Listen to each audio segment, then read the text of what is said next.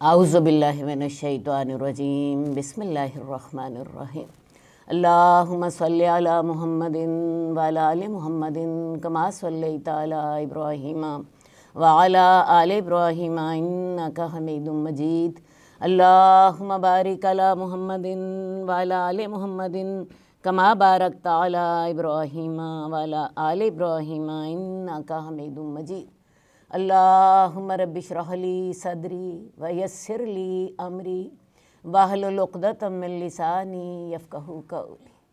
عزیز ناظرین، السلام علیکم ورحمۃ اللہ۔ اللہ تعالیٰ آپ کو دین و دنیا کی تمام نعمتیں عطا فرمائے اور سب سے بڑھ کر رسول اللہ صلی اللہ علیہ وآلہ وسلم سے محبت کرنے کی توفیق عطا فرمائے، کیونکہ سیرت کورس کا مقصد یہی ہے۔ آج ہم سیرت کورس کے کلاس نمبر 16 میں شامل ہیں۔ پچھلی دفعہ یہاں تک بات ہوئی تھی کہ رسول اللہ صلی اللہ علیہ وآلہ وسلم نے غزوہ حنین کے مال غنیمت میں سے مکہ کے سرداروں کو ڈھیر مال دے دیا، جسے انصار نے محسوس کیا۔ انصار کو آپ نے خیمے میں بلایا اور انہیں سمجھایا کہ میں نے جو قریش کو مال دیا ہے مؤلفۃ القلوب کے لیے دیا ہے، اور میں نے تمہارے ایمان اور خلوص پر بھروسہ کیا۔ اور ساتھ ہی پھر آپ نے انہیں فرمایا کہ کیا تم اس بات پہ راضی نہیں ہو کہ لوگ تو اونٹ اور بکریاں لے جائیں اور تم رسول اللہ صلی اللہ علیہ وآلہ وسلم کو لے کر اپنے ڈیروں میں چلے جاؤ۔ ساتھ ہی آپ نے فرمایا کہ اس ذات کی قسم جس کے ہاتھ میں میری جان ہے، اگر ہجرت نہ ہوتی تو میں انصار کا ایک فرد ہوتا۔ اگر سارے لوگ ایک راستہ پر چلیں اور انصار دوسرے راستہ پر تو میں انصار کے راستے پر ہی چلوں گا۔ اس کے بعد آپ نے انصار کے لیے دعا فرمائی، اے اللہ تعالیٰ انصار پر، ان کے بیٹوں، ان کے پوتوں پر رحم فرما۔ اس کتاب کے بعد صحابہ اتنا روئے کہ داڑیاں آنسوؤں سے تر ہو گئی۔ شیطان نے انصار کے دل میں جو وسوسے ڈالے تھے وہ سب آنسوؤں سے دھل چکے تھے۔ اس واقعے کے بعد رسول اللہ صلی اللہ علیہ وسلم نے جو باقی مال غنیمت تھا وہ تمام صحابہ میں تقسیم کر دیا۔ ہر ایک کے حصے 4 اونٹ اور 20 بکریاں حصے میں آئیں۔ مال غنیمت جب تقسیم ہو گیا تو حوازن کا وفد آ گیا۔ ان کی تعداد 14 تھی۔ یہ لوگ رسول اللہ صلی اللہ علیہ وسلم کے پاس آئے، اسلام قبول کیا، آپ کے ہاتھ پر بیعت کی اور ساتھ ہی درخواست کی کہ یا رسول اللہ، ہمارا مال اور ہمارے قیدی اگر واپس فرما دیں تو آپ کی بڑی مہربانی ہوگی۔ رسول اللہ صلی اللہ علیہ وسلم نے ان سے کہا کہ ایسا کرو، مال اور قیدیوں میں سے ایک چیز کا انتخاب کر لو۔ انہوں نے کہا کہ یا رسول اللہ، ہمیں اپنی خاندانی شرافت عزیز ہے، آپ ہمارے قیدی واپس کر دیجیے۔ آپ کو یاد ہوگا کہ غزوہ حنین میں انہوں نے اپنے تمام خاندان کے لوگ، عورتیں اور بچے میدان میں جمع کر دیے تھے اور وہ تمام مسلمانوں کے ہاتھ آ چکے تھے۔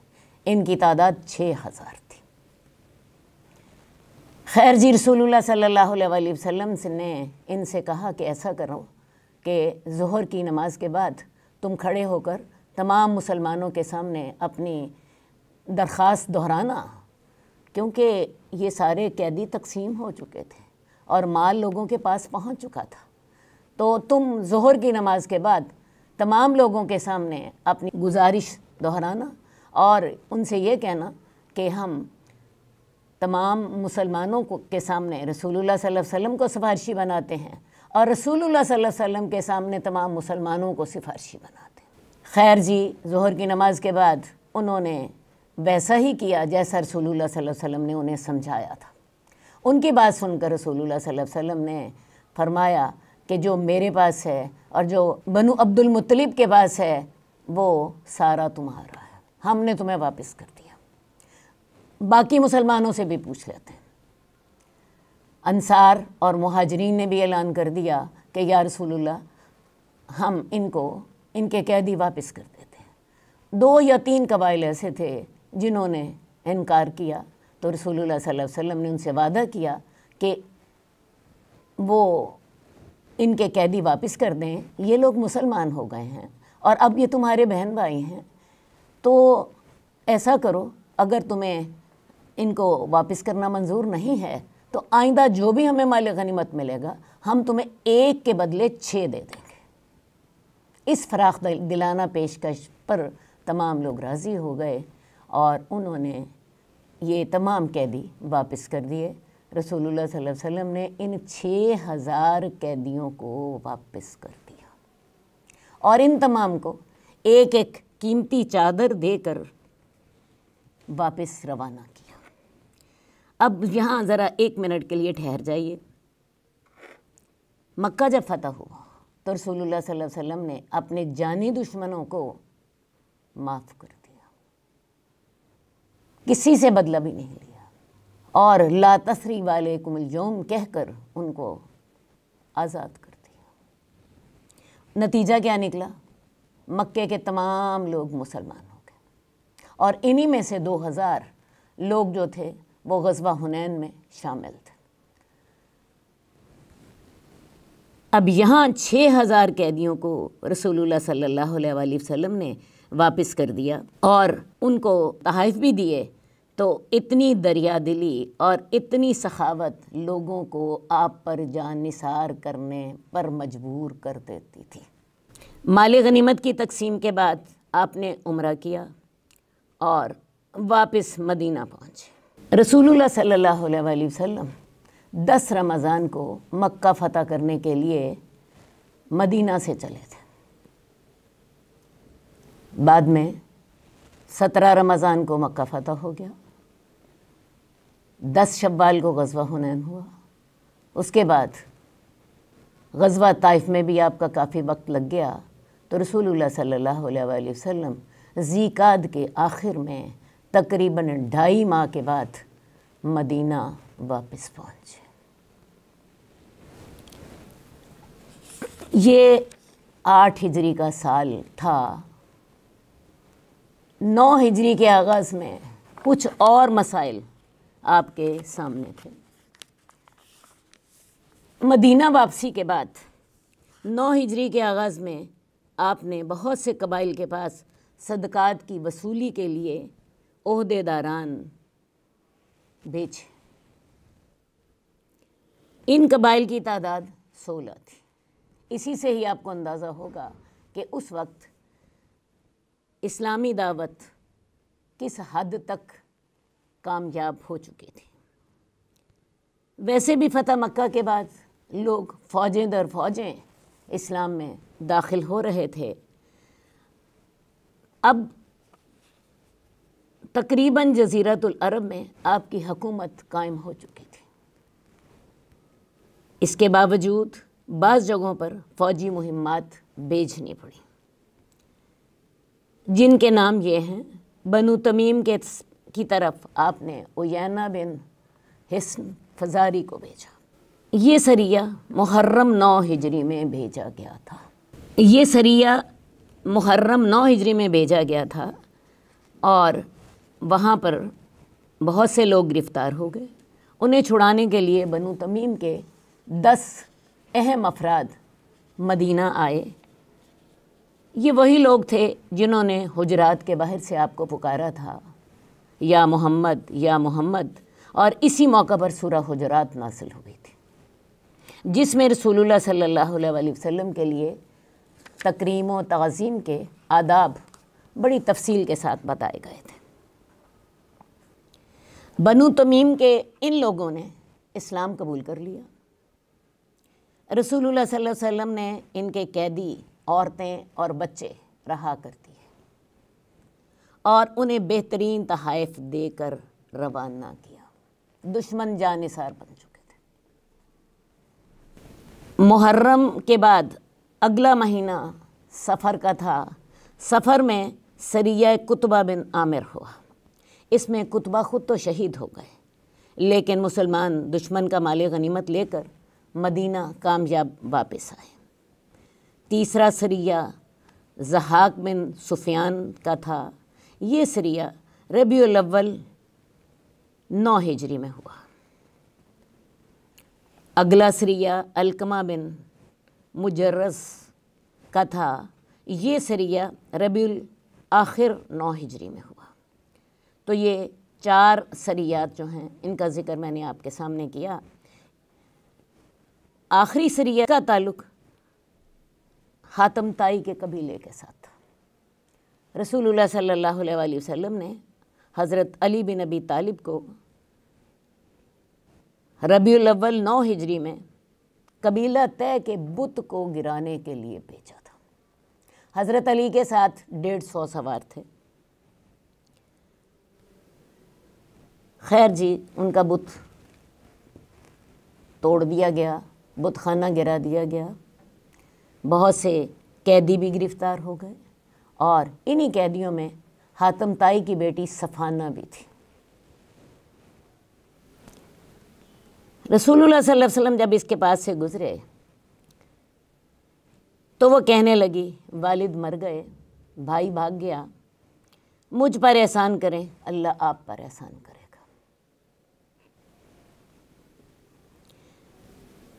دوسرے دن بھی اس نے اپنی یہی درخواست دہرائی۔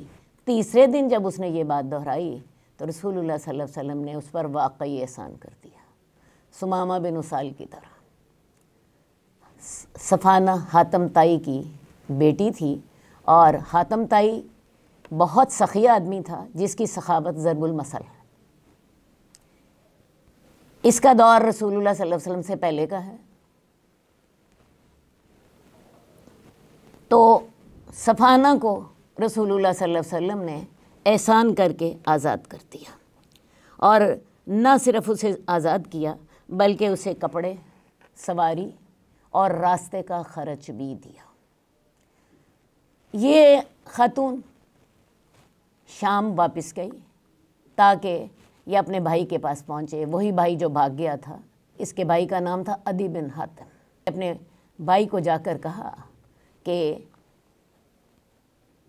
محمد رسول اللہ نے اتنا بڑا کارنامہ انجام دیا ہے، ہمارا باپ بھی نہ انجام دے سکتا۔ دوبارہ سن لیجئے، انہوں نے اتنا بڑا کارنامہ انجام دیا ہے جو ہمارا باپ بھی انجام نہ دیتا۔ حالانکہ حاتم طائی بھی بہت سخی آدمی تھا، لیکن رسول اللہ صلی اللہ علیہ وسلم نے جیسے ایک قیدی عورت کو آزاد کر دیا، اس کے بعد اسے کپڑے دیے، اسے سواری دی، اسے راستے کا خرچ دیا، تو وہ اپنے بھائی سے جا کر کہنے لگی کہ تم ان کے پاس چلے جاؤ اور ان سے اپنی جان کی امان لے لو۔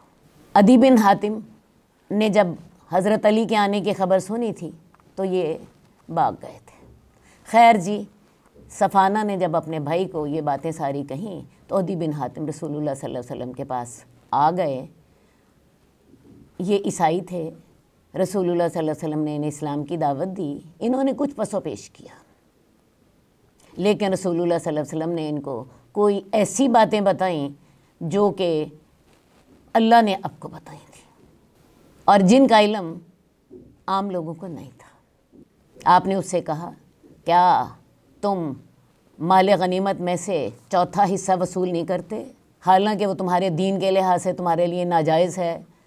جب اس نے یہ بات سنی تو اس کو یقین ہو گیا کہ رسول اللہ صلی اللہ علیہ وسلم کے پاس واقعی آسمان سے خبریں آتی ہیں۔ خیر جی، کچھ پس و پیش کے بعد عدی بن حاتم مسلمان ہو گئے۔ بخاری میں عدی بن حاتم کی اپنی حدیث موجود ہے کہ میں رسول اللہ صلی اللہ علیہ وسلم کے پاس بیٹھا ہوا تھا کہ کوئی شخص آیا، اس نے فاقہ کشی کی شکایت کی، ایک اور شخص آیا، اس نے رہزنی کی شکایت کی، تو رسول اللہ صلی اللہ علیہ وسلم نے کہا کہ عدی بن حاتم، اگر تم زندہ رہے تو تم دیکھو گے کہ ایک عورت ہیرا سے سوار ہو کر آئے گی اور وہ بیت اللہ کا طواف کرے گی، اور اسے کسی کا خوف نہ ہوگا، یعنی وہ اکیلی آئے گی، اتنا امن و امان ہوگا، اور تم اگر زندہ رہے تو تم کسریٰ کے خزانے فتح کرو گے۔ تو عدی بن حاتم کہتے ہیں، یہ دونوں باتیں تو میں دیکھ چکا ہوں۔ میں نے دیکھا کہ ہیرا سے واقعی ایک عورت اونٹ پر سوار ہوئی اور اس نے بیت اللہ کا طواف کیا اور اسے کسی کا خوف نہ تھا، اور میں نے واقعی کسریٰ کے خزانے فتح کرنے والے جہاد میں حصہ لیا۔ اور تیسری بات آپ نے یہ کہی تھی کہ عدی اگر تمہاری زندگی دراز ہوئی تو تم دیکھو گے کہ ایک شخص سونا اور چاندی ہاتھ میں لے کر نکلے گا، اسے کوئی صدقہ قبول کرنے والا نہیں ملے گا۔ تو عدی بن حاتم کہتے ہیں مجھے تیسری پیشین گوئی کا انتظار ہے۔ یہ پیشین گوئی حضرت عمر کے دور میں پوری ہو چکی تھی، یہ پیشین گوئی حضرت عمر کے دور میں پوری ہو چکی تھی۔ اب مکہ فتح ہونے کے بعد مدنی زندگی کا دوسرا دور ختم ہوا۔ اس دور کا آغاز غزوہ خندق کے بعد سے ہوا تھا اور اس کا اختتام مکہ فتح ہونے پر ہو گیا۔ مدینہ کے اندر اسلامی معاشرہ قائم ہو رہا تھا، اس کے لیے ہر دم نئے نئے احکامات اللہ کی طرف سے نازل ہو رہے تھے۔ جزیرۃ العرب کے اندر مسلمانوں کی حکومت قائم ہو چکی تھی اور عرب کے اندر آپ کی مشکلات تقریباً ختم ہو چکی تھیں۔ اب ایک نئے خطرے نے سر اٹھایا۔ رومی اس وقت دنیا کی سپر پاور تھے اور ایرانیوں کو شکست دینے کے بعد آج کے امریکہ کی طرح وہ بڑے متکبر ہو چکے تھے، ان کی طاقت میں بڑا اضافہ ہو چکا تھا۔ انہوں نے دیکھا کہ عرب میں ایک نئی طاقت سر اٹھا رہی ہے، انہوں نے اسے اپنے اقتدار کے لیے خطرہ سمجھا اور اسے کچلنے کا ارادہ کر لیا۔ ویسے رومیوں نے اس کی ابتدا پہلے ہی کر دی تھی۔ آپ کو یاد ہوگا کہ رسول اللہ صلی اللہ علیہ وسلم کے قاصد حارث بن عمیر کو شرجیل بن عمر غسانی نے قتل کر دیا تھا جب وہ رسول اللہ صلی اللہ علیہ وسلم کا پیغام حاکم بصرہ کے پاس لے کے جا رہے تھے۔ انہی کا انتقام لینے کے لیے غزوہ موتا ہوا تھا اور اس وقت دنیا نے دیکھا تھا کہ مسلمان 3000 کی تعداد میں ہیں، جبکہ رومی حکومت جو اس دور کی سپر پاور تھی ان کی فوج کی تعداد 2 لاکھ تھی، اور انہوں نے دیکھا کہ مسلمان اس جنگ میں مغلوب نہیں ہوئے۔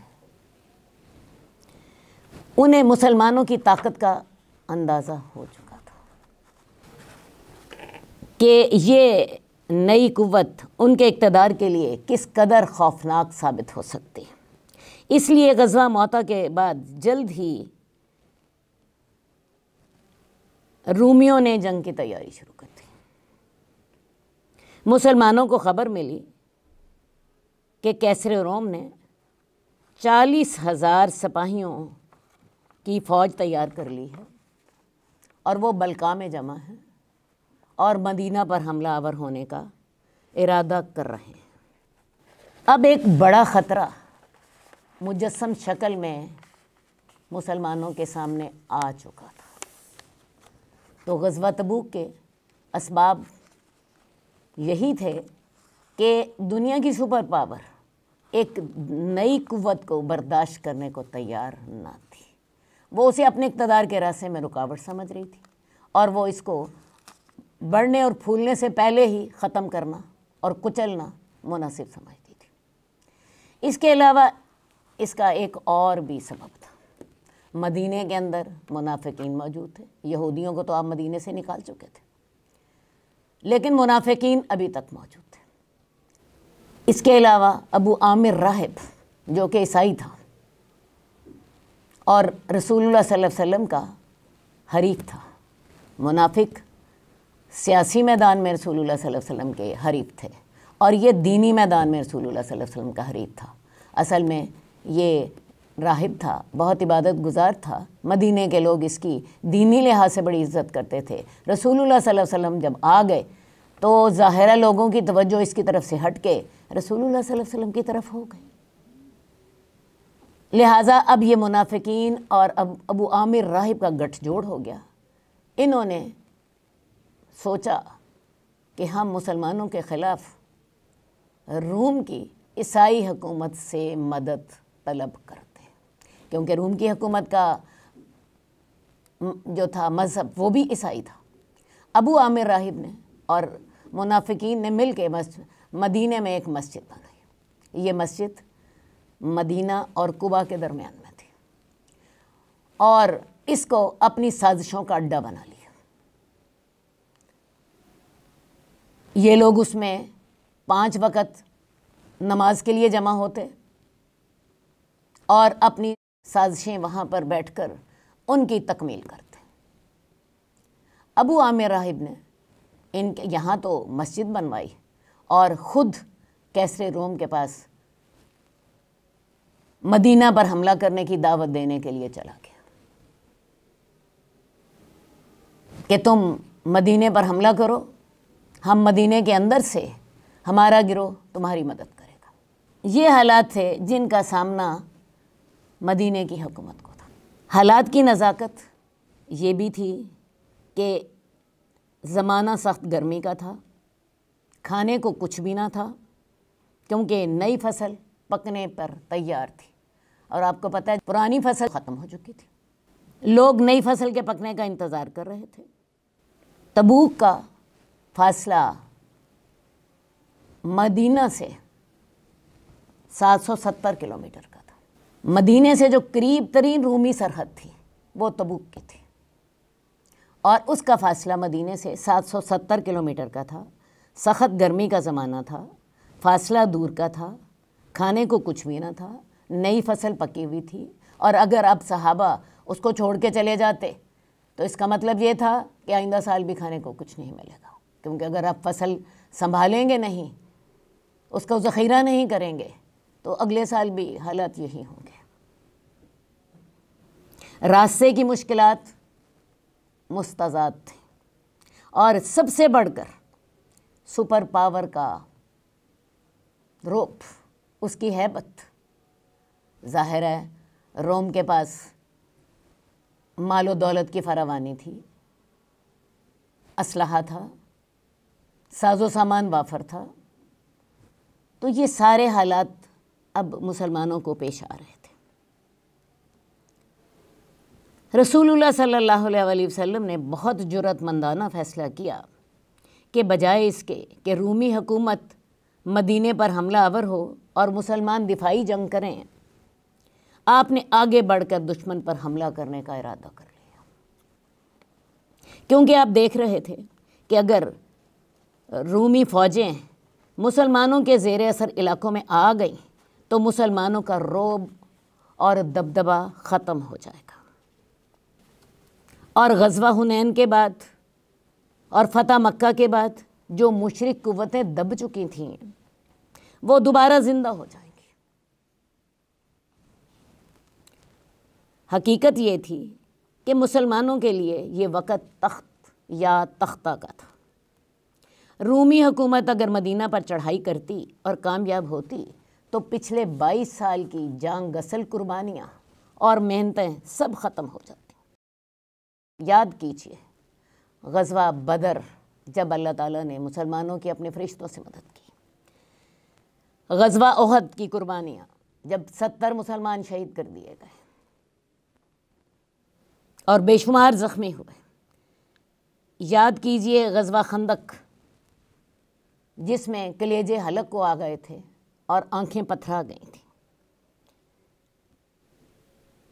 اور پھر صلح حدیبیہ جن مشکل حالات میں ہوئی، اگرچہ اللہ تعالیٰ نے جب اس کو فتح مبین قرار دے دیا تو مسلمانوں کو سکون محسوس ہوا، مسلمان مطمئن ہو گئے، ورنہ صلح حدیبیہ بڑے مشکل حالات میں ہوئی.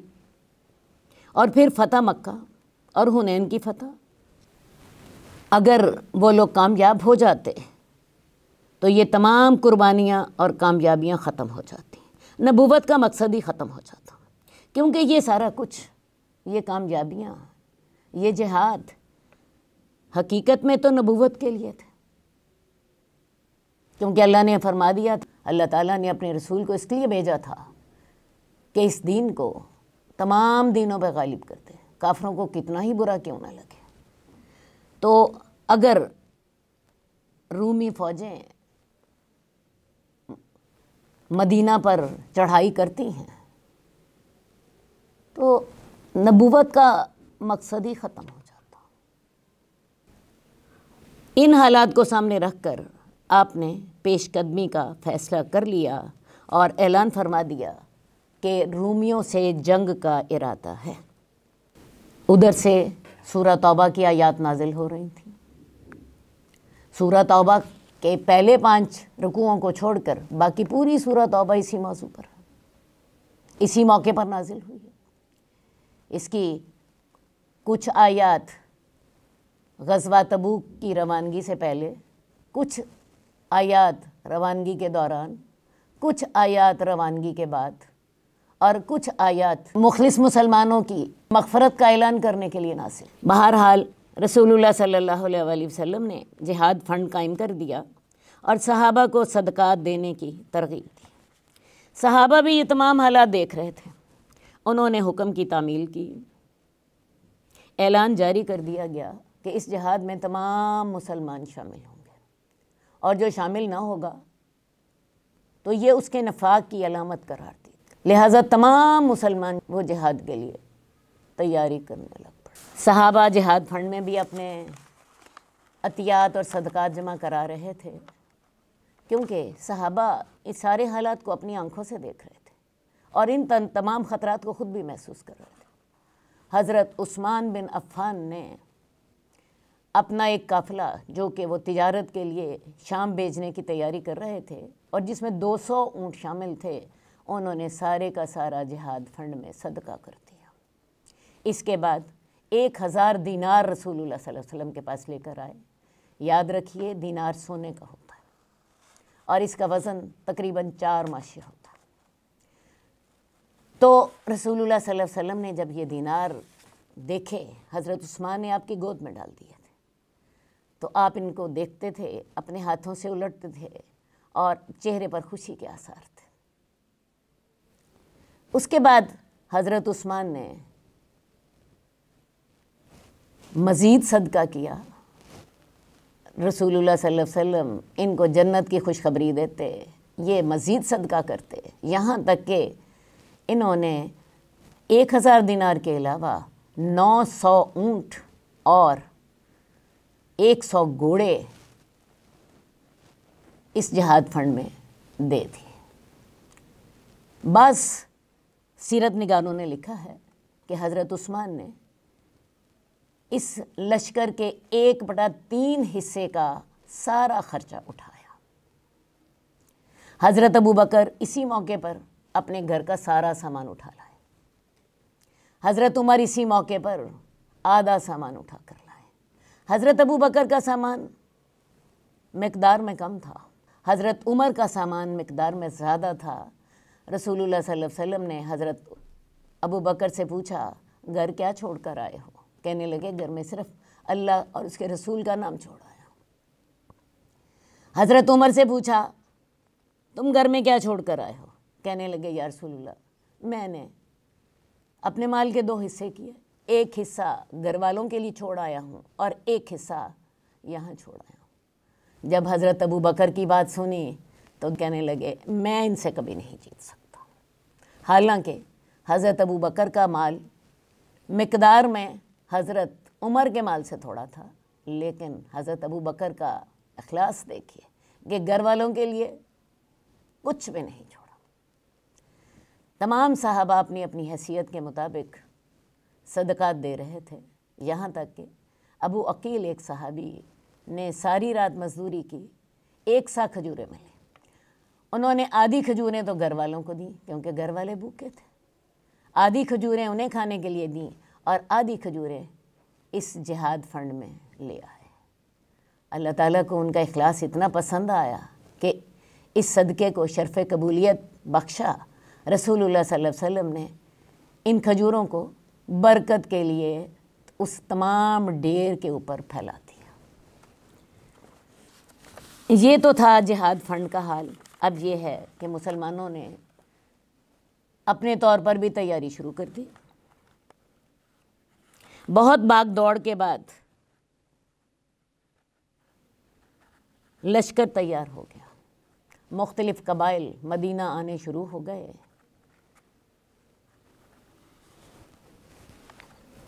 آپ نے حضرت علی کو اپنے اہل و عیال کی دیکھ بھال کے لیے مدینے میں چھوڑ دیا۔ اب مدینے میں سوائے منافقین کے اور کوئی بھی نہ تھا۔ منافقین نے بھی بڑی عقل مندی کی۔ بعض منافقین نے رسول اللہ صلی اللہ علیہ وسلم سے پہلے ہی اجازت لے لی، مختلف بہانے لگا کے کہ ہمیں جہاد سے مستثنیٰ قرار دے دیا جائے، اور رسول اللہ صلی اللہ علیہ وسلم نے ازراہ مربت انہیں اجازت دے دی۔ جیسا کہ میں نے آپ کو بتایا، اب مدینے میں سوائے منافقین کے اور کوئی نہیں تھا۔ حضرت علی کو بھی بعض منافقین نے تانا دیا۔ حضرت علی رسول اللہ صلی اللہ علیہ وسلم سے جا ملے، ابھی اسلامی لشکر 3 میل ہی دور گیا تھا، تو رسول اللہ صلی اللہ علیہ وسلم نے حضرت علی کو تسلی دی، تم میرے لیے ایسے ہی ہو جیسے حضرت موسیٰ کے لیے حضرت ہارون تھے۔ حضرت علی یہ سن کر واپس آ گئے۔ یہ لشکر جو لے کر آپ نکلے تھے، اس کی تعداد 30,000 تھی، لیکن ساز و سامان کی کمی کا یہ حال تھا کہ 18 آدمیوں کے لیے ایک سواری تھی۔ 18 آدمیوں کے لیے ایک سواری تھی۔ بہت سے مخلص مسلمان اللہ کے رسول کے پاس آئے اور کہنے لگے، یا رسول اللہ، ہمیں سواری دے دیجیے، ہم جہاد پہ جانا چاہتے ہیں، ہم اس موقع سے پیچھے نہیں رہنا چاہتے۔ لیکن اللہ کے رسول کے پاس بھی تو کچھ نہیں تھا، آپ انہیں سواری مہیا نہ کر پاتے تو ایسے لوگ روتے ہوئے واپس چلے جاتے۔ قرآن مجید نے ان سارے حالات کا ذکر کیا۔ 18 آدمیوں کے پاس ایک سواری تھی، 17 آدمی پیدل چلتے، ایک سوار ہوتا، یا پھر اس سواری پر بوجھ لاد دیا جاتا اور سارے ہی پیدل چلتے۔ سخت گرمی کا زمانہ تھا، دور کا سفر تھا، سپر پاور کا خوف تھا، اور خوراک کا عالم کیا تھا، یہ آپ سنیں گے تو آپ اپنے آنسوؤں پہ قابو نہ رکھ سکیں گے۔ یہ لوگ جو سپر پاور سے لڑنے جا رہے تھے اور پیدل جا رہے تھے، اور سخت گرمی میں روزانہ ان کو ایک کھجور ملتی تھی، روزانہ ان کو صرف ایک کھجور ملتی تھی،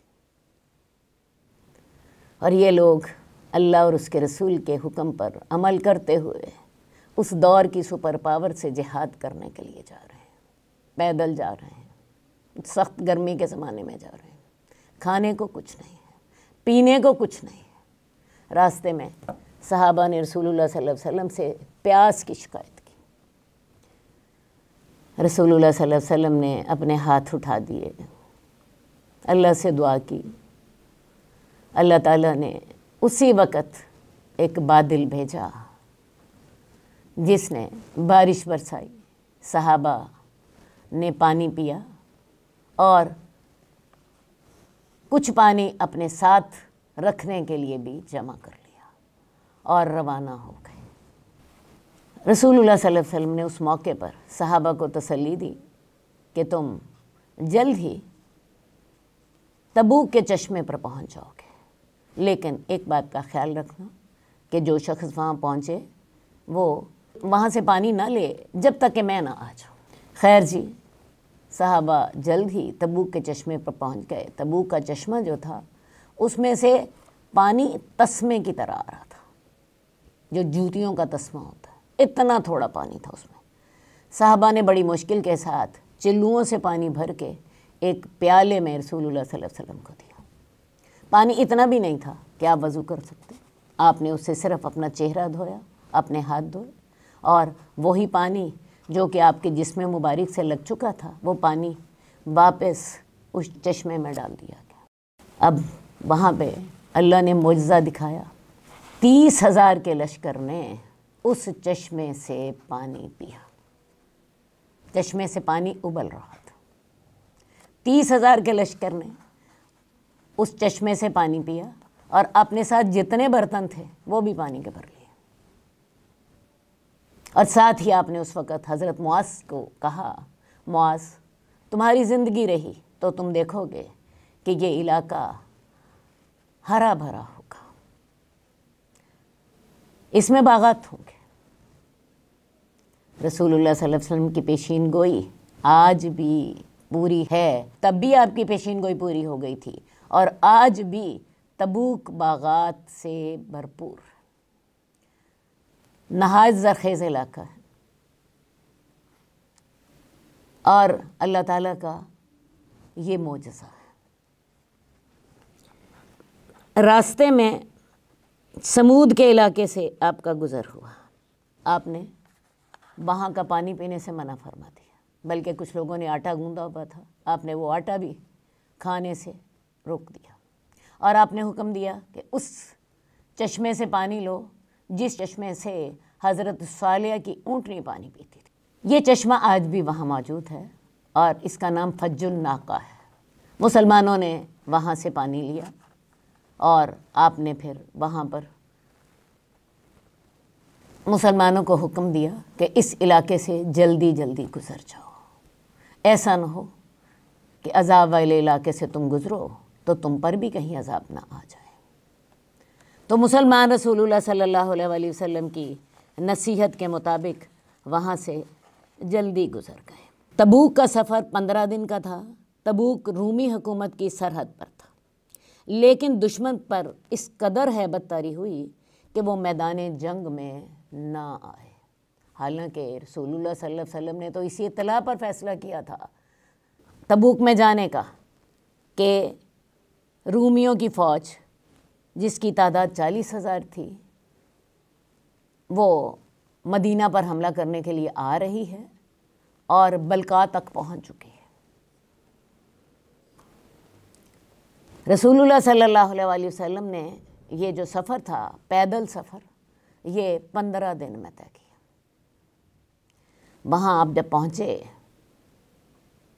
تو رومی حکومت پر اتنی ہیبت طاری تھی، اتنا خوف اللہ نے ان کے دل میں ڈال دیا تھا کہ وہ لوگ مقابلے کے لیے نہیں نکلے۔ رسول اللہ صلی اللہ علیہ وسلم نے 1 دن انتظار کیا، 2 دن انتظار کیا، 3 دن انتظار کیا، 20 دن آپ وہاں پر ٹھہرے، لیکن وہ لوگ مقابلے میں نہ آئے۔ رسول اللہ صلی اللہ علیہ وسلم نے ان 20 دنوں میں جو آس پاس کے علاقے تھے ان کے ساتھ اپنے معاملات طے کیے۔ ایلا کا حاکم جو کہ قریب کا علاقہ تھا آپ کی خدمت میں خود پہنچ گیا۔ اسی طرح جربا، ازرہ کے علاقے کے نمائندوں سے مصالحت کر لی، دومت الجندل کے علاقہ بھی اسی میں شامل تھا۔ ان سب سے آپ نے جیسے خیبر کا معاملہ کیا تھا، جیسے تیمہ اور فدق کا معاملہ کیا تھا، اسی طرح نصف پیداوار پر ان سے مصالحت کر لی۔ بہرحال یہ سارے علاقے جو تھے اب اسلامی حکومت کے زیر اثر آ چکے تھے۔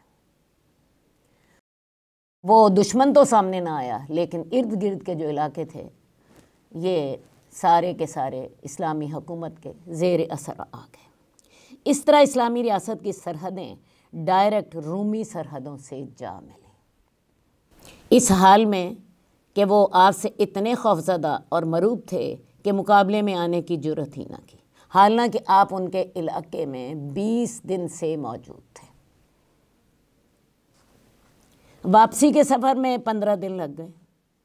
راستے میں عبداللہ بن ابیش اور اس کے کچھ خاص آدمیوں نے آپ کے قتل کا منصوبہ بنایا۔ منصوبہ یہ تھا کہ اللہ کے رسول صلی اللہ علیہ وآلہ وسلم جب ایک گھاٹی پر سے گزریں گے تو ان کو وہاں سے نعوذ باللہ گرا دیا جائے گا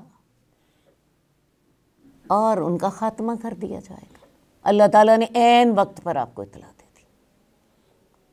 اس وقت رسول اللہ صلی اللہ علیہ وآلہ وسلم کے ساتھ عمار بن یاسر تھے اور حذیفہ بن یمان رضی اللہ تعالیٰ عنہما، یہ 2 صحابی تھے، باقی صحابہ ذرا دور کے علاقے پہ تھے۔ اسی لیے تو ان منافقین کو یہ جرأت ہو گئی کہ اللہ کے رسول اس وقت تنہا ہیں، آپ کے ساتھ یہ صرف 2 صحابی ہیں، ہم اپنی سازش جو ہے اس پر عمل کر لیں۔ خیر جی، اللہ تعالیٰ نے آپ کو وحی کے ذریعے اطلاع دے دی۔ آپ نے حذیفہ بن یمان کو بلایا اور ان سے کہا کہ تم ایسا کرو کہ یہ جو 12 منافقین ہیں ان کے نام بھی رسول اللہ صلی اللہ علیہ وسلم نے ان کو بتائے اور وہ اس وقت موجود تھے وہاں پر۔ ان کی سواریوں کے جو چہرے ہیں ان پر اپنی ڈال سے ضرب لگاؤ۔ حضرت حذیفہ بن یمان نے ایسا ہی کیا، انہوں نے ان منافقین کی جو سواریاں تھیں ان کے چہروں پر ڈال سے ضرب لگائی، سواریاں بدک اٹھیں اور یہ منافقین اپنے منصوبے میں کامیاب نہ ہو سکے۔ حضرت حذیفہ کو اسی وجہ سے رازدار رسول کہا جاتا ہے کہ رسول اللہ صلی اللہ علیہ وسلم نے ان کو ان منافقین کے نام بتائے تھے اور یہ بھی کہا تھا کہ یہ تم کسی کو نہ بتانا۔ بہرحال یہ سازش کامیاب نہ ہو سکی اور قرآن مجید کی کہ یہ الفاظ اسی موقع پر نازل ہوئے تھے، وَهَمُّوا بِمَا لَمْ يَنَالُوا، انہوں نے ایسی چیز کا ارادہ کیا جس کو یہ حاصل نہیں کر سکے، یعنی رسول اللہ صلی اللہ علیہ وآلہ وسلم کے قتل کی سازش کی اور اس میں کامیاب نہ ہو سکے۔ واپسی کا سفر جاری تھا، راستے میں ابھی آپ مدینہ نہ پہنچے تھے تو رسول اللہ صلی اللہ علیہ وآلہ وسلم کو مسجد ضرار کے بارے میں اطلاع دی تھی۔ اس مسجد کا جو کہ منافقین اور ابو عامر راہب عیسائی نے مل کر تیار کی تھی، اس مسجد کو قرآن مجید نے مسجد ضرار کہا ہے، مسلمانوں کو نقصان پہنچانے والی مسجد۔ ان لوگوں نے غزوہ تبوک جانے سے پہلے رسول اللہ صلی اللہ علیہ وسلم سے یہ درخواست کی تھی کہ یا رسول اللہ آپ ہماری مسجد کا افتتاح فرما دیں تاکہ ہم اس میں نماز پڑھنی باضابطہ طور پر شروع کر دیں، اور رسول اللہ صلی اللہ علیہ وسلم نے انہیں کہا تھا کہ میں ذرا غزوہ تبوک سے واپس آ لوں تو پھر میں تمہاری مسجد میں آؤں گا۔ خیر جی، ابھی آپ مدینہ نہیں پہنچے، راستے میں اس مسجد کے بارے میں آیات اتر آئیں کہ یہ مسجد جو مسلمانوں کو تکلیف دینے کے لیے، مسلمانوں کو سازشیں کرنے کے لیے، مسلمانوں کے دشمنوں کے لیے ایک اڈا مہیا کرنے کے لیے بنائی گئی تھی، اس مسجد کے بارے میں آپ کو حکم دیا گیا کہ اس مسجد کو ختم کر دیں۔ رسول اللہ صلی اللہ علیہ وسلم نے 2 صحابہ کو بھیجا، انہوں نے جا کر اس مسجد کو آگ لگا دی۔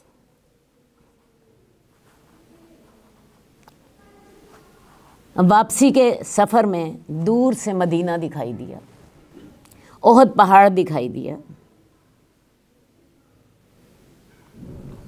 آپ فرتے محبت سے پکار اٹھے، ھذا جبل یحبنا ونحبہ، یہ پہاڑ ہے، یہ ہم سے محبت کرتا ہے اور ہم اس سے محبت کرتے ہیں۔ قربان جائیے اس ہستی کے جس سے شجر و حجر تمام محبت کرتے تھے، اور بدقسمت ہے وہ آدمی جس کے دل میں رسول اللہ کی محبت نہ ہو۔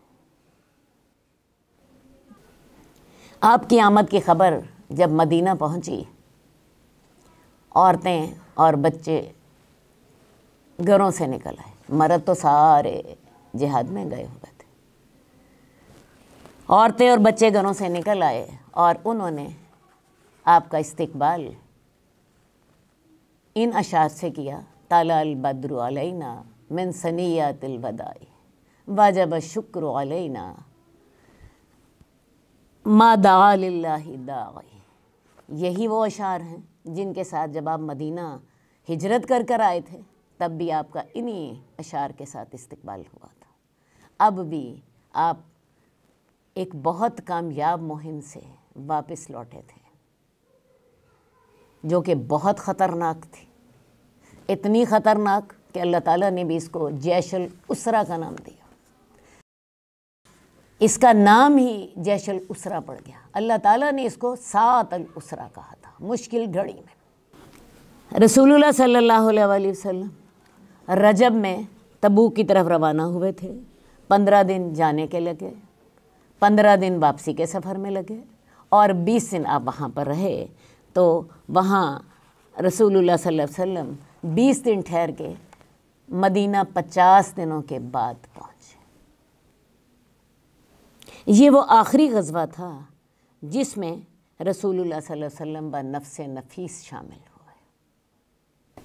اس جنگ میں چونکہ تمام مسلمانوں کو نکلنے کا حکم دیا گیا تھا، اس لیے جو لوگ جہاد سے پیچھے رہ گئے ان کا محاسبہ کیا گیا۔ منافقین، جیسا کہ میں نے پہلے آپ کو بتایا، بہت عقل مند تھے۔ بہت سے منافقین نے تو غزوہ تبوک سے پہلے ہی رسول اللہ صلی اللہ علیہ وسلم سے اجازت لے لی تھی کہ یا رسول اللہ، ہمیں اجازت دے دیجئے کہ ہم جنگ پہ نہ جائیں۔ کچھ اور منافقین جن کی تعداد 80 تک تھی، وہ رسول اللہ صلی اللہ علیہ وسلم کے پاس آئے۔ آپ کی عادت مبارک تھی، جب کسی سفر سے آتے تو آپ مسجد نبوی میں تشریف لاتے اور معاملات کو دیکھتے۔ ظاہر آپ 50 دنوں کے بعد واپس آ رہے تھے، تو وہ جو 80 کے قریب منافق تھے، ان ساروں نے آپ سے کوئی جھوٹ سچ کہا، بہانے لگائے، عذر تراشے اور ظاہرہ طور پر آپ سے کہا کہ ہمارے لیے استغفار کی دعا کیجئے۔ رسول اللہ صلی اللہ علیہ وسلم نے بھی ان کو نظر انداز کر دیا، ان سے جان چھڑائی، اور بس۔ مخلص مسلمانوں میں 2 گروہ تھے جو جہاد کے لیے نہیں۔ ایک 7 آدمیوں کا گروہ تھا، لبابہ بن عبد منذر کا۔ یہ 7 لوگ تھے۔ ان لوگوں کو احساس ہوا کہ ہم ایک اہم موقع پر جہاد سے پیچھے رہ گئے ہیں۔ ابھی رسول اللہ صلی اللہ علیہ وسلم مدینہ نہیں پہنچے تھے۔ ان لوگوں نے اپنے آپ کو خود سزا دے لی، اور وہ سزا یہ تھی کہ انہوں نے اپنے آپ کو مسجد نبوی کے ستونوں سے باندھ لیا کہ اب رسول اللہ صلی اللہ علیہ وسلم کے سے معافی کے بعد ہی ہم گھر جائیں گے۔ خیر جی، ان لوگوں نے چونکہ اپنی غلطی کا احساس خود ہی کر لیا تھا، ان کو جلد ہی معافی دے دی گئی۔ لیکن 3 مخلص مسلمان جو کہ جنگ میں پیچھے رہ گئے تھے، ان کا محاسبہ کیا گیا۔ یہ 3 مسلمان یہ تھے کعب بن مالک، مرارہ بن ربی اور ہلال بن امیہ۔ رسول اللہ صلی اللہ علیہ وسلم سے ان سے پوچھا کہ تم کیوں نہیں غزوہ تبوک میں گئے تھے؟ انہوں نے، تینوں نے سچ بولا اور اعتراف کیا کہ ہماری کوئی شرعی مجبوری نہیں تھی، کوئی مسئلہ نہیں تھا، صرف غفلت ہو گئی، ہمارے پاس کوئی عذر نہیں۔ کعب بن مالک کی لمبی حدیث صحیحین میں موجود ہے۔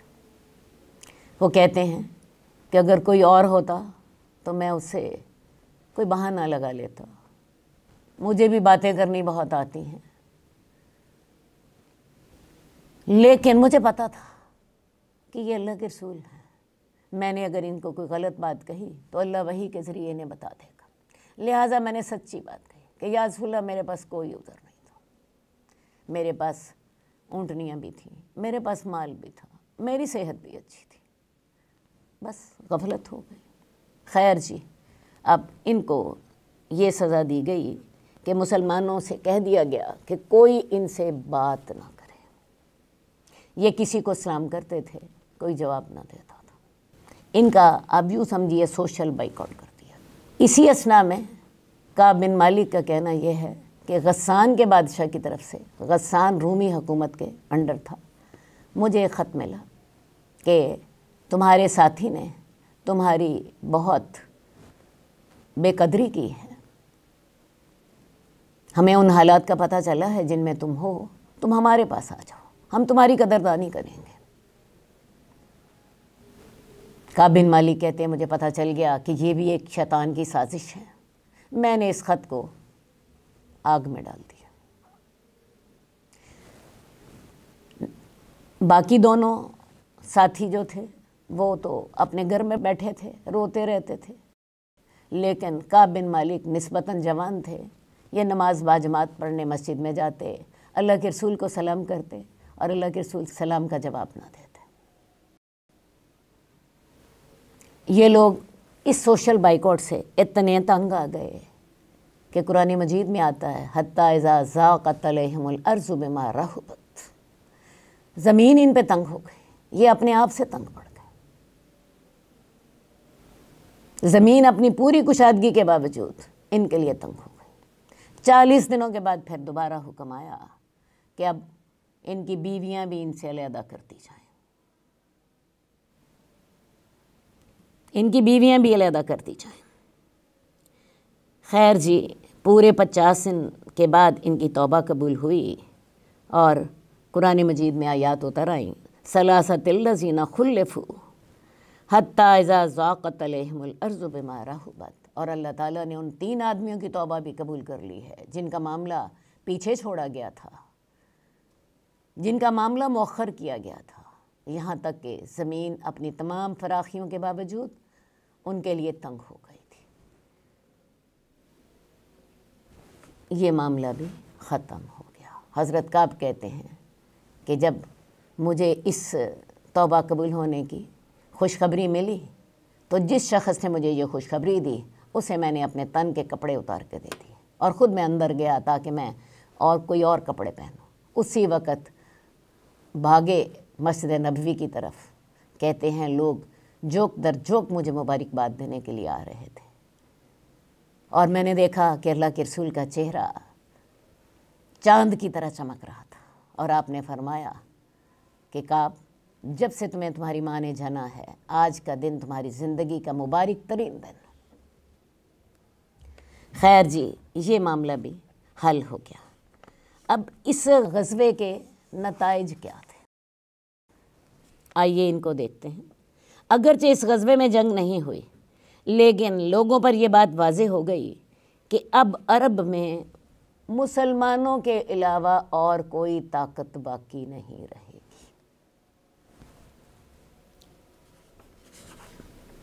یہ اس کا پہلا نتیجہ ہوا۔ دوسری بات، منافقوں کی سازشیں دم توڑ گئیں۔ منافقوں نے تو اپنا آخری حد کر دی تھی، سازشوں کے نام سے ایک مسجد بنا لی تھی جس کو قرآن نے مسجد زرار کا نام دیا اور جسے رسول اللہ صلی اللہ علیہ وسلم نے آگ لگوا دی۔ تو اب منافقین کی سازشیں دم توڑ گئیں، اس لیے اب منافقین سے نرمی کی کوئی ضرورت باقی نہیں رہ گئی تھی، لہٰذا اللہ تعالیٰ نے ان کے خلاف سخت رویہ اختیار کرنے کا حکم دیا۔ ورنہ اس سے پہلے کئی موقع ایسے آئے تھے کہ حضرت عمر اللہ کے رسول سے مطالبہ کرتے تھے، یا رسول اللہ مجھے اجازت دے میں اس منافق کی گردن اتار دوں، لیکن اللہ کے رسول فرماتے تھے لوگ کہیں گے کہ محمد اپنے ساتھیوں کے ساتھ ایسا سلوک کرتا ہے۔ اب منافقین کے ساتھ کوئی نرمی کرنے کا موقع نہیں رہا تھا، لہٰذا اللہ نے ان کے خلاف سخت رویہ اختیار کرنے کا حکم دیا، یہاں تک کہ ان کے صدقے قبول نہ کیے گئے، ان کی نماز جنازہ پڑھنے اور ان کے لیے مغفرت کی دعا کرنے سے روک دیا گیا۔ انہوں نے مسجد کے نام پر سازشوں کے لیے جو اڈا بنایا تھا اسے آگ لگا دی گئی۔ سب سے بڑا نتیجہ یہ تھا کہ اسلامی حکومت کی سرحدیں رومی حکومت کی سرحدوں سے جا ملیں۔ آپ اس حال میں واپس آئے تھے کہ دنیا کی سپر پاور آپ کے سامنے میدان جنگ میں آنے کی جرأت نہ کر سکی۔ آپ خون بہائے بغیر ہی اپنے مقاصد میں کامیاب ہو چکے تھے، اور وہ جو اللہ کا وعدہ ہے هو الذی ارسل رسولہ بالہدی ودین الحق لیظہرہ علی الدین کلہ، یہ وعدہ پورا ہو رہا تھا۔ اس غزوے کے متعلق قرآن مجید میں 11 رکوع نازل ہوئے۔ سورہ توبہ جیسا کہ میں نے آپ کو بتایا، رکوع نمبر 6 سے لے کے آخر تک اس کا موضوع یہی ہے، اور اس میں تفصیل کے ساتھ یہ تمام مراحل بتائے گئے۔ اب آئیے ہم 9 ہجری کے کچھ اہم واقعات کی طرف پلٹتے ہیں۔ اسی سال نجاشی کی وفات ہو گئی۔ اللہ تعالیٰ نے آپ کو وحی کے ذریعے اطلاع دے دی، رسول اللہ صلی اللہ علیہ وسلم نے اس کی غائبانہ نماز جنازہ پڑھی۔ اسی سال ہی آپ نے غامدیہ عورت کا رجم بھی کیا، وہ بھی اسی سال کا واقعہ ہے۔ آپ کی بیٹی ام کلثوم جو کہ حضرت عثمان کی زوجہ محترمہ تھیں، ان کا انتقال ہو گیا۔ آپ کو یاد ہوگا کہ حضرت عثمان کے ہاں حضرت رقیہ تھیں۔ حضرت رقیہ کا انتقال تب ہوا تھا جب مسلمان غزوہ بدر کے لیے گئے ہوئے تھے، اور اللہ کے رسول صلی اللہ علیہ وسلم جب واپس تشریف لائے تھے تو حضرت رقیہ کی نماز جنازہ بھی ہو چکی تھی، دفن بھی ان کو کر دیا گیا تھا۔ تو رسول اللہ صلی اللہ علیہ وآلہ وسلم حضرت عثمان سے بطور داماد اتنے خوش تھے کہ آپ نے دوسری بیٹی بھی ان کے نکاح میں دے دی۔ اب بھی جب حضرت عثمان کو غمگین دیکھا تو آپ نے فرمایا کہ اگر میری تیسری بیٹی بھی ہوتی تو وہ بھی میں تمہیں دے دیتا، لیکن اب آپ کے پاس اور کوئی بیٹی نہ تھی۔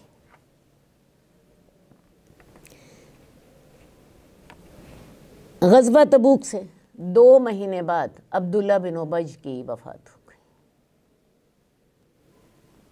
عبداللہ بن ابی کا بیٹا، جس کا نام بھی عبداللہ ہی تھا، مخلص مسلمان تھا، یہ رسول اللہ صلی اللہ علیہ وسلم کے پاس آیا، کہنے لگا یا رسول اللہ میرے باپ کی نماز جنازہ پڑھا دیجیے۔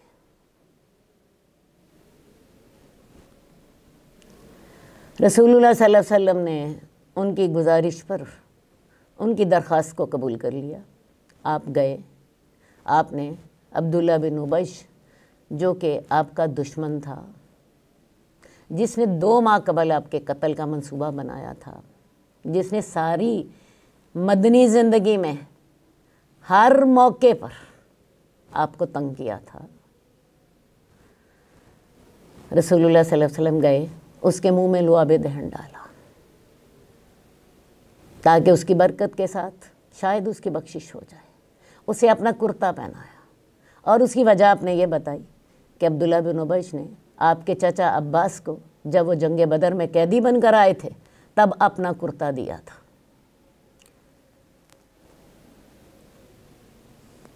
اور پھر اس کی نماز جنازہ بھی پڑھائی۔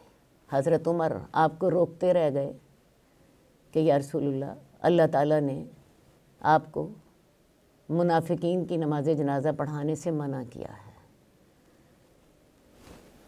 اصل میں اس سے پہلے یہ آیت اتر آئی تھی، استغفر لہم او لا تستغفر لہم ان تستغفر لہم 70 مرۃ لن یغفر اللہ لہم۔ اے نبی، آپ ان کے لیے استغفار کریں یا نہ استغفار کریں، اگر آپ ان کے لیے 70 دفعہ بھی استغفار کریں گے اللہ ان کو ہرگز معاف نہیں کرے گا۔ حضرت عمر نے اسی آیت کا حوالہ دیا اور اس آیت کا حوالہ دے کر آپ کو کہا کہ یا رسول اللہ یہ منافق تھا۔ رسول اللہ صلی اللہ علیہ وسلم نے حضرت عمر کی بات سن کر کہا کہ اللہ تعالیٰ نے مجھے ان کے لیے استغفار کرنے سے منع نہیں کیا، بلکہ اللہ تعالیٰ نے مجھے اختیار دیا ہے کہ اگر آپ ان کے لیے 70 دفعہ بخشش طلب کریں تو اللہ ان کو معاف نہیں کرے گا، تو مجھے اللہ نے اختیار یہ دیا ہے کہ میں اگر ان کے لیے 70 سے زیادہ دفعہ بخشش طلب کروں تو اللہ معاف کر دے گا، ہاں 70 دفعہ پہ معاف نہیں کرے گا۔ خیر جی، رسول اللہ صلی اللہ علیہ وسلم نے اس کی نماز جنازہ بھی پڑھائی۔ اب یہ نماز جنازہ پڑھانے کے بعد پھر قرآن مجید میں آیت اتر آئی کہ اب آپ نے کبھی بھی کسی منافق کی نہ تو قبر پہ جانا ہے اور نہ ان کی مغفرت کی دعا کرنی ہے۔ لیکن رسول اللہ صلی اللہ علیہ وسلم کی سیرت دیکھیے کہ اپنے جانی دشمن کو، جس نے ہر موقع پہ آپ کو ڈنگ مارا، ہر موقع پہ آپ کو نقصان پہنچایا، 2 مہینے پہلے قتل کا منصوبہ بنایا، اس کے لیے آپ کی ہمدردی کس قدر تھی۔ شاید میری اس مغفرت کے ساتھ یہ شخص اللہ کے عذاب سے بچ جائے۔ رسول اللہ صلی اللہ علیہ وسلم نے حضرت علی کو درست کہا تھا کہ تمہارے ذریعے اگر ایک شخص بھی ہدایت پا جائے تو تمہارے لیے صرف اونٹوں سے بہتر ہے۔ یہ ہے رسول اللہ صلی اللہ علیہ وسلم کی سیرت، آپ کی دریا دلی، آپ کا اتنا بڑا دل تھا، آپ جانی دشمنوں کو معاف کرتے تھے، آپ پر 17 دفعہ قاتلانہ حملہ کیا گیا اور رسول اللہ صلی اللہ علیہ وسلم نے کبھی اپنی ذات کے لیے انتقام نہ لیا۔ یہ حضرت عائشہ کی روایت ہے کہ آپ اپنی ذات کے لیے انتقام نہ لیتے تھے۔ ہاں، اللہ کا قانون توڑا جاتا، اسلام کا کوئی قانون جو تھا اس کی مخالفت ہوتی تو آپ اس کا بدلہ لیتے، لیکن اپنی ذات کے لیے آپ نے کبھی انتقام نہ لیا تھا۔ 17 دفعہ آپ پر قاتلانہ حملہ ہوا اور آپ نے سب کو ہی معاف فرما دیا۔ میرا خیال ہے ہمیں تھوڑا سا اس بات پہ غور کر لینا چاہیے۔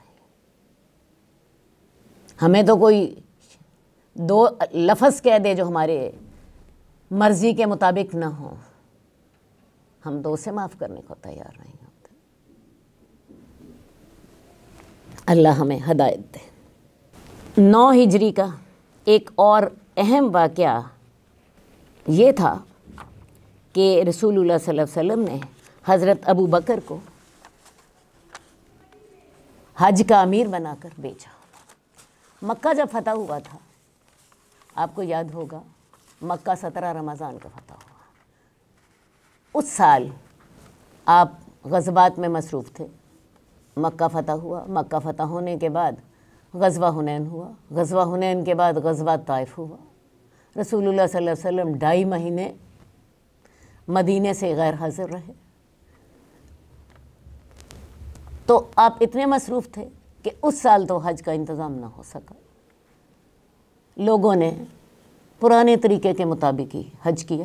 اب 9 ہجری میں رسول اللہ صلی اللہ علیہ وسلم نے حضرت ابو بکر کو امیر حج بنایا اور مسلمانوں کو ان کی زیر سرکردگی حج کرنے کے لیے بھیجا۔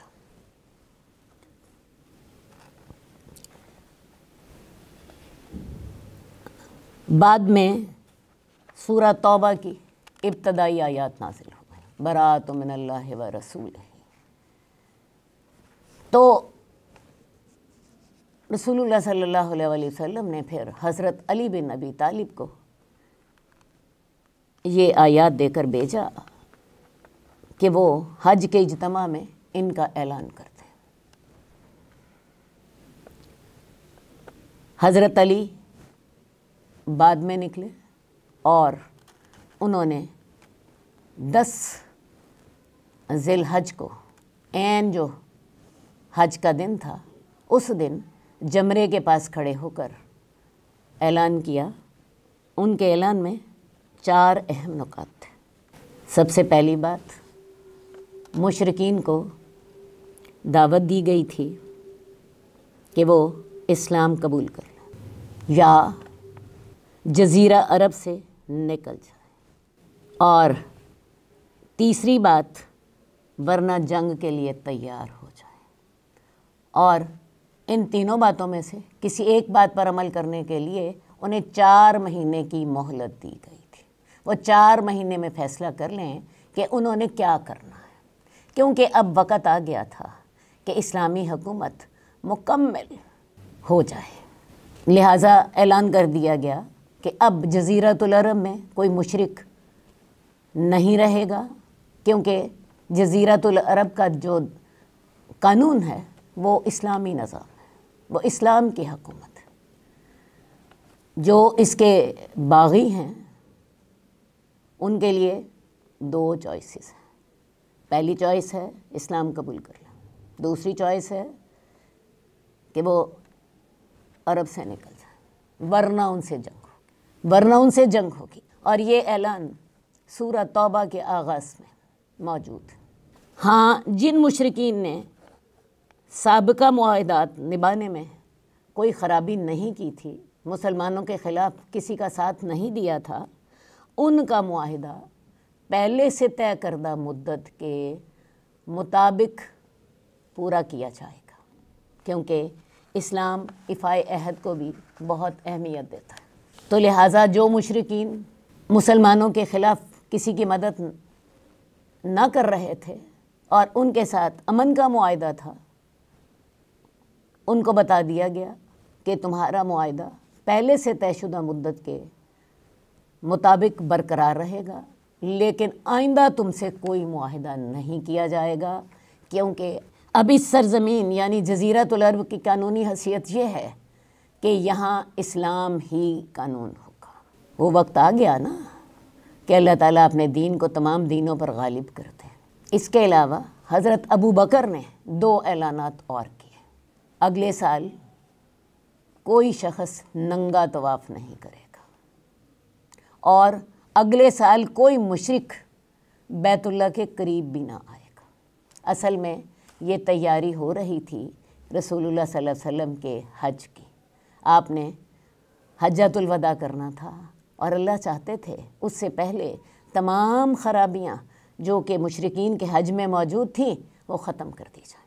تو حضرت ابو بکر نے اعلان کروا دیا کوئی شخص ننگا طواف نہیں کرے گا، اور کوئی مشرک بیت اللہ کے قریب نہ آئے گا۔ تو یہ اعلان برات جو تھا، یہ جیسا کہ میں نے آپ کو بتایا، یہ سورہ توبہ کی ابتدائی آیات میں، اور اسی سے ہی اسلامی حکومت کی تکمیل ہو رہی تھی۔ آج کا ہمارا موضوع یہیں تک تھا۔ اللہ نے چاہا تو اگلی دفعہ پھر ہم مزید آگے چلیں گے۔ اللہم صلی علی محمد وعلی آل محمد کما صلیت علی ابراہیم وعلی آل ابراہیم انک حمید مجید۔ اللہم بارک علی محمد وعلی آل محمد کما بارکت علی ابراہیم وعلی آل ابراہیم انک حمید مجید۔